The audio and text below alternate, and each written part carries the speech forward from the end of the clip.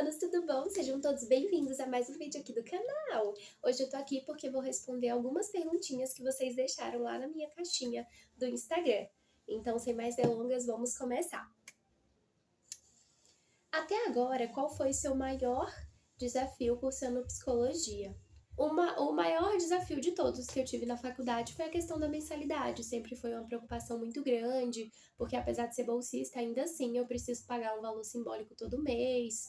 Então isso sempre foi uma preocupação. Eu sempre fiquei com muito receio se a gente iria dar conta ou não de honrar esse compromisso todo mês, mas graças a Deus acabou dando certo e já tô aí na reta final para formar. Então, esse foi, sem sombra de dúvidas, o maior desafio.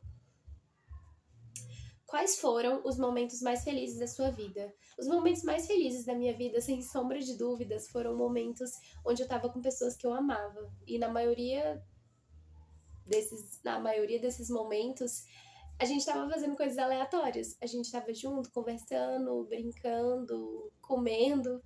Eu lembro de momentos muito marcantes da minha vida, onde eu tava com a minha irmã, com a minha família, com o Mano, que é um amigo meu que eu tenho muito carinho e afeto, com outros amigos meus do trabalho, com as minhas primas, enfim, os momentos mais felizes da minha vida eu tava junto com pessoas que eu amava. Qual foi o momento mais desafiador da sua vida? Eu tive 2 momentos da minha vida que foram, sem sombra de dúvidas, os momentos mais desafiadores de todos, de todos, de todos. O primeiro deles foi um momento da minha vida onde eu fui exposta, eu tive um certo segredo acerca da minha vida exposto contra a minha vontade para pessoas da minha família, para pessoas do meu meio de convivência, e foi algo que impactou muito a minha vida de forma negativa naquele momento em específico.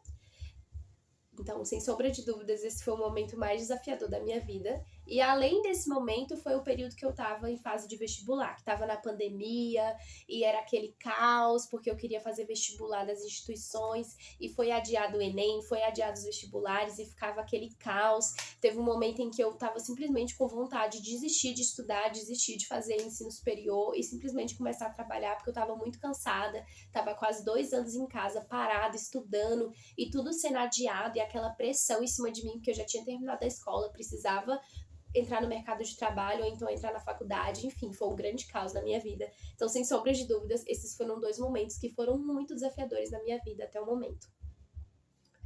Você acha que existe idade ideal para engravidar? Não acho que exista idade ideal para engravidar. Acredito que isso é muito relativo, depende muito de pessoa para pessoa, vai depender da sua realidade financeira, do seu psicológico, do momento em que você está vivendo na sua vida, enfim, acredito que isso é algo muito relativo, depende muito de pessoa para pessoa. Você tem alguma insegurança com o seu corpo? Sim, tem várias coisas no meu corpo que eu não gosto, a maioria dessas coisas não tem como mudar, e as outras que existem possibilidade de mudar, eu pretendo futuramente fazer algo a respeito, quando eu tiver condições financeiras melhores. Você já duvidou da sua sexualidade? Sim, teve uma época da minha vida que eu achei que eu fosse assexual. Eu achava que eu não me sentia atraída sexualmente por ninguém.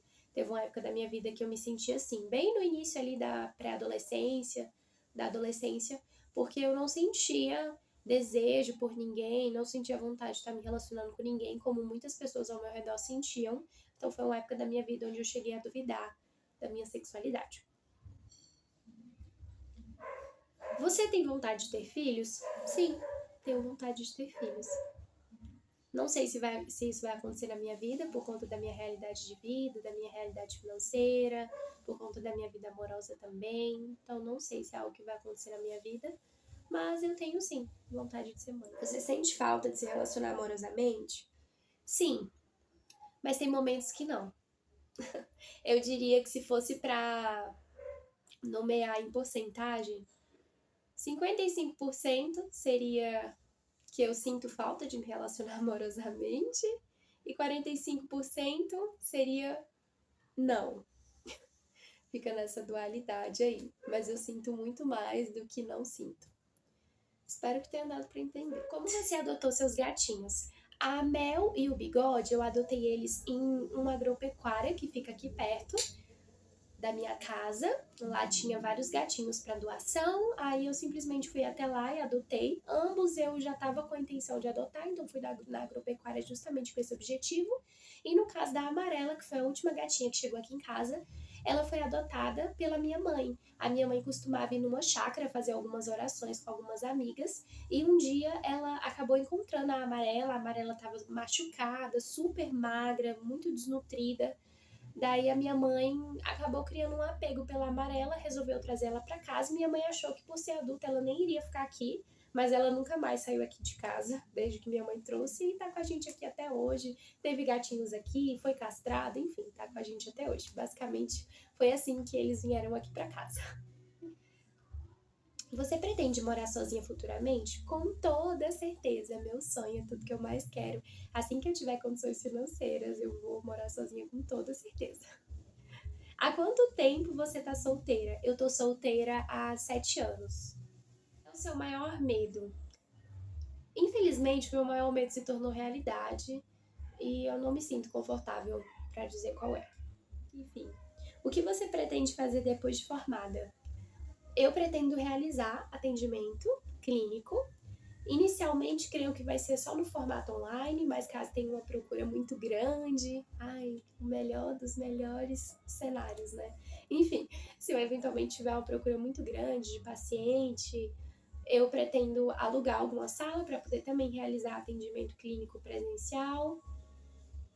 E eu também quero muito fazer concurso, porque eu tenho muita vontade de ter essa garantia, sabe? De ter a estabilidade financeira e ter a garantia que todo mês eu vou ter ali o meu pagamento, para que eu possa clinicar simplesmente por hobby e não por ser uma questão de necessidade, porque a clínica é muito desafiadora, principalmente para quem está iniciando no mercado de trabalho, para quem é recém-formado.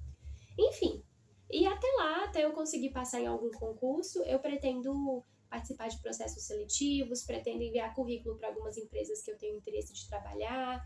Enfim, basicamente é isso que eu pretendo fazer. Pretendo clinicar e trabalhar também em alguma empresa, enfim, de carteira assinada ou em algum concurso, se eu eventualmente conseguir passar.